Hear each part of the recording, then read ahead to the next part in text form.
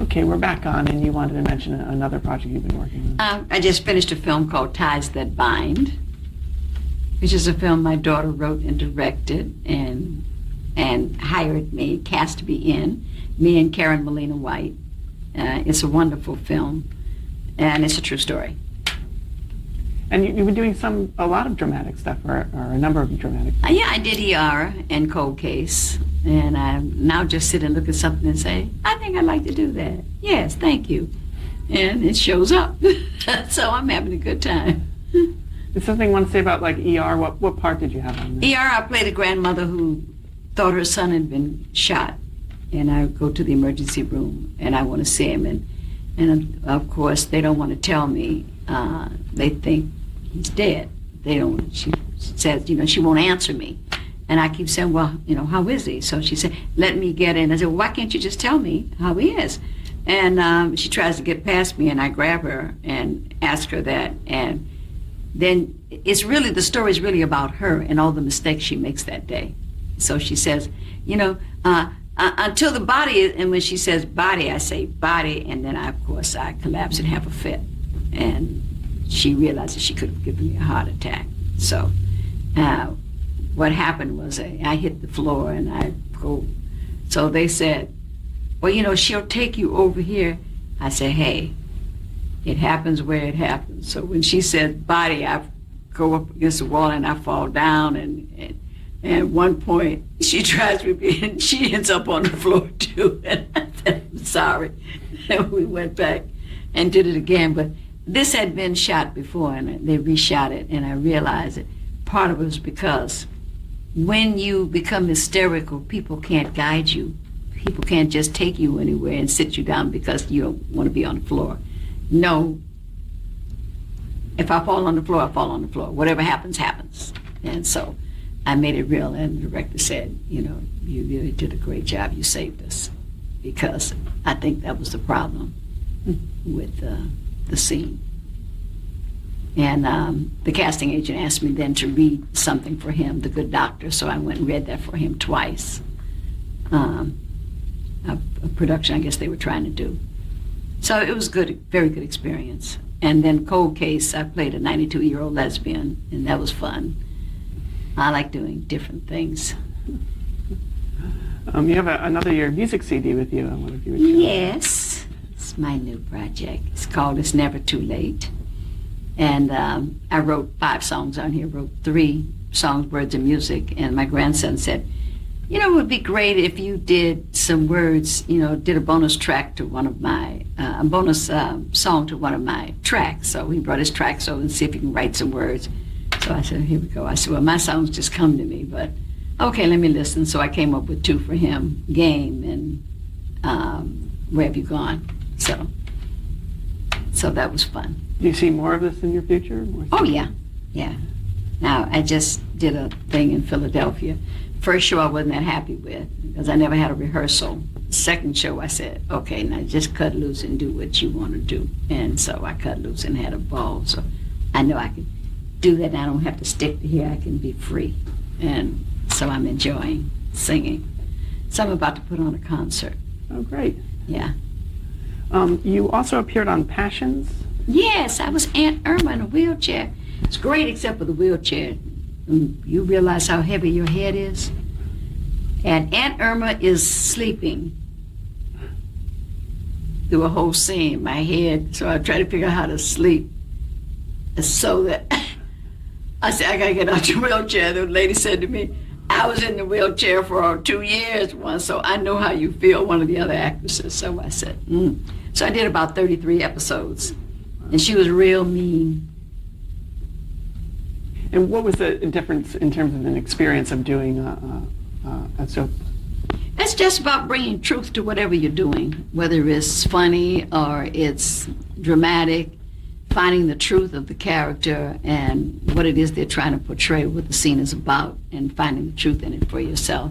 Somebody was a little out. I said, don't I feel anything for this child? This is my niece. But, I thought it would be fun if they had me come back and do a flashback where I did everything I was talking about her doing. I put hypocrites. So the last episode, they find out the younger daughter, my younger niece, is a lesbian, so she comes to see me, and I'm happy that she's, braved herself to come to see me, and we're trying to get a friendship going, and she's so happy she came to see me, and then she thought I would understand, and she finally tells me she's a lesbian, and I put her out. And throw the little gift she gave me back at her and take that with you. And so that was the last one I did. In the show, it was a little bit of overreaction, throwing out the grandkid like that. But it was fun. Did you get a lot of attention for it? Did people stop you? Oh, yeah, everybody. We got everybody looking at Aunt Irma. We love Aunt Irma. I said, you guys are sadistic. Aunt Irma is terrible. All right, I have a few summing up questions. The first question is, what is your proudest professional achievement? Say it again. What is your proudest professional achievement? My proudest professional achievement. God, honey, I'd have to say, I guess I'd have to say the Jeffersons because it lasted so long. But after that, the character is the same character. And when you're doing 227, the character is the same character. So I never think of what is the proudest. I have to say it's yet to come. Okay. Do you have any career regrets? Anything you wish you had done or wish you hadn't done, maybe? I have moments like that. I don't know that there's any jobs that I did that I wish I hadn't done.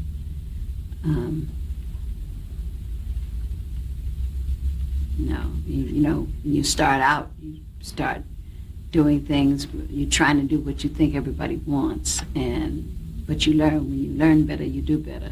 So I don't regret them because they're all part of the learning curve. But getting an opportunity now to do different roles, there's still other things that I want to do, more dramatic stuff that I want to do.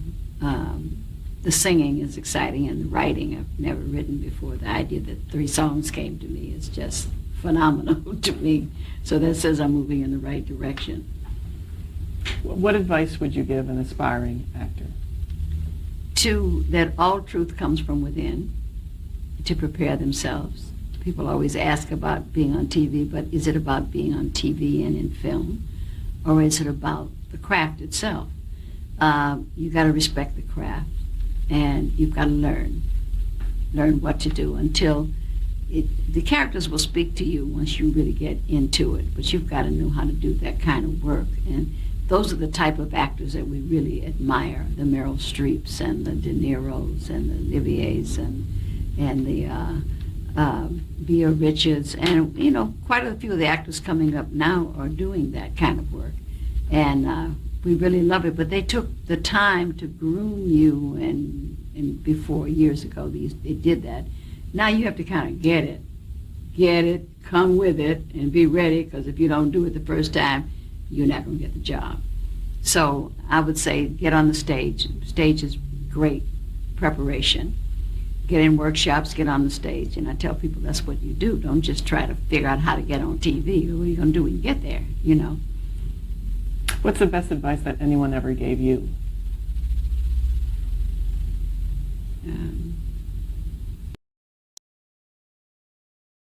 As well, what is the best advice anyone has ever given you? I'm trying to think, in a sentence, what could I say? Well, the best advice was given me was that all truth comes from within. Go within. So now I know voices are speaking to us all the time, and we still want somebody else to validate what it is, somebody else to tell us that it's okay, rather than trusting. To learn to trust yourself is trusting the great I am, whatever you want to call it. You want to call it God or whatever. When you trust yourself, you are trusting God, and God is always speaking to you, and God is always there for us, and will always answer us. If we ask the question, we have to watch to see where the answer comes up, but it will come up. And we learn to be perceptive and to trust as we go along that we're moving in the right direction, and that the work is its own reward, not to be concerned so much about, I got to make this and I got to do that, and know that each thing is leading you towards where it was you said you wanted to go, and to learn to speak only in love. You can tell anybody anything, but say it with love.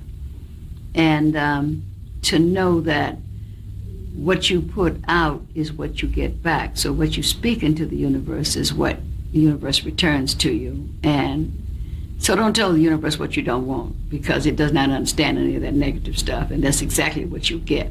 So to figure out what it is you do want, because it's just as important to know what you do want, even more so important to know what you do want as it is to know what you don't want. And we're always saying what we don't want, what we wish don't want to happen. And I tell people, what is it you want? And people have to really discern that for themselves. Where do they want to go? What is it you want? When you want to marry somebody, you just want to be married? Or what kind of husband do you want? What kind of father do you want? We generally are attracted physically to people because that's what nature does. But then out of that, we have to discern when the attraction has worn off, what have we got, you know? And so those are the kind of things that people have to think about, because then they have regrets if they don't. Because you're looking at somebody who you think is cute based on what Hollywood said was cute. He kind of looks like. And after that, he hasn't got anything else going for him. Plus, he's not a good mate for you. He might be for someone else. It's not that he's a bad person, but he's not right for you. Or she's not right for you. Throughout your career, how were you able to balance working and being an actress and being a mother as well? Well, you know, most of us have to do it now. Once I saw Prop 13 pass, a lot of mothers had to come out of the homes and go to work. And then we got the latchkey children, and then we got the gangs. So everybody now, the most important thing to them is how they're going to pay the rent and buy the food, pay the bills. The children are not important. They don't want to come to school. Children are saying, you know, the teacher, she's not right. They don't care whether the teacher's right or not. Don't make me come to the school. Don't make me leave my job. So that says to the child, I'm not important. The only important thing is the job. And so they feel abandoned. And so you've got all these problems that are going on. What we have to do is go back to understand that these children are the gifts to us. And although we're going to have to take the time to raise them, if we do a good job, and that means we have to learn, because there are no instructions. They don't come with the instructions or with a DVD or even a CD to tell us how to do it. So, and most of us have not had the benefit of having it, but there are a lot of things that are available to us now that were not available before. There are a lot of books, a lot of tapes, a lot of instructions, a lot of people passing on information, and we need to, you know, involve ourselves in learning it before we move on into taking on. We have a lot of children having children and making terrible mistakes, and then they're punished and they don't even know what they did, you know. How did you handle it, though? I went to work when I wasn't the best mother when I first had my children, because I thought children just want to eat. They want somebody to change the diaper and eat. I didn't realize the importance. And then my grandmother and them were telling me, don't breastfeed the baby, because you know you're going to have to go to work, job again, and Thoughts when you became a parent? nobody's going to want to be bothered, so don't you breastfeed. And so I was scared to breastfeed.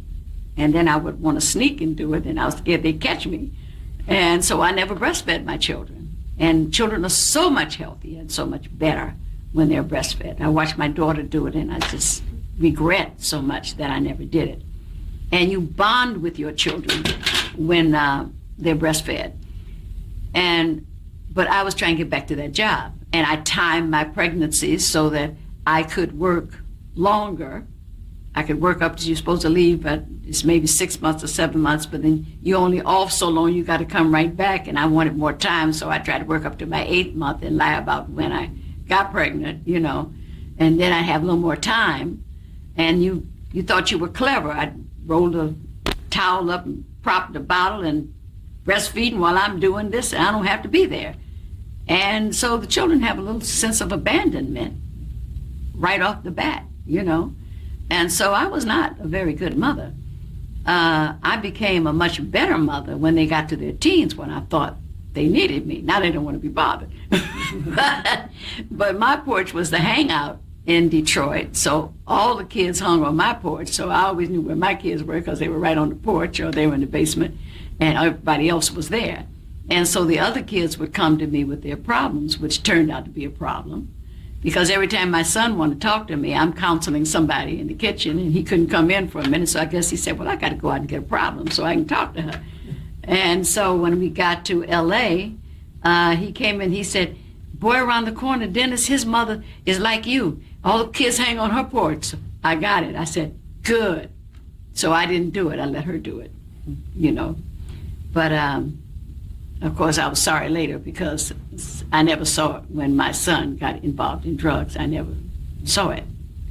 But if he had been there with me, I would have seen it. But in the meantime, me and my daughter started going out to Watts into the workshops, and he didn't want to go, and I didn't make him go, which I should have done. But all in all, they've each had their separate journeys, and they've all come out okay. My son has 19 years sobriety. And my grandson decided that since he saw this, he might have an addictive personality. So right away, he stopped smoking weed. When he was in college, he moved out from the guys and said, I'm not telling y'all what to do, but I can't be around it. And he decided it was God in him. So he called himself Game. They called him Game because the girls liked him. But he said, Game is God and me. So I said, well, did you say God as me or did you say God in me? He said, that's good. And so he's been more or less our spiritual leader. So he's really has a lot of profound thoughts, and I'm really pleased. And he's really happy that me and his mother, he had a grandmother and a mother who he could come to and talk about anything. So we talk a lot. Okay, the last question that I have is, how would you like to be remembered? As someone who made a contribution that people could use, that people were inspired by. Okay, well, the Archive of American Television, thank you very much for sitting down with us for this long interview. Thank you. I want you to answer that same question in the comments. How would you want to be remembered? You have just watched Marla Gibbs' interview, part 6 of 6.